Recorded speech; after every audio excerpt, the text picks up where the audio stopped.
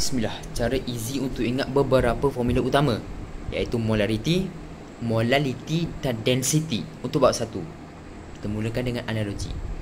Molarity dia punya formula M sama dengan N per V. Kalau katakanlah kita tertukar dengan density ke apa, analogi kan ada. Jom. Jadi molarity, molar nak voice solution. Molarity nak number of mole solute, voice solution. V voice, volume. L dalam liter. Kedua, molality analogi. Molal nak makan sotong. Molality nak number of mole solute, makan. Mass, kang, kilogram. Sotong, mass of solvent. Dan terakhir density simbol dia role.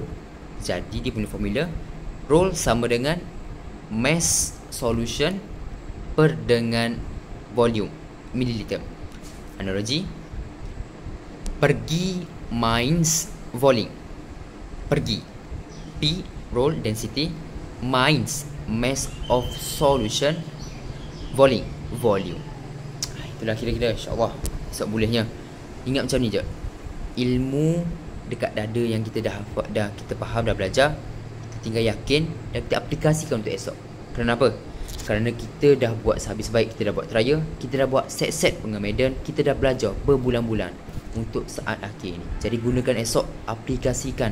Kita letak semuanya dalam kertas peperiksaan, kerana ilmu kat SEM 1 ni tak bawa bakal dah untuk SEM 2. Ingat macam tu. InsyaAllah boleh. Noktah.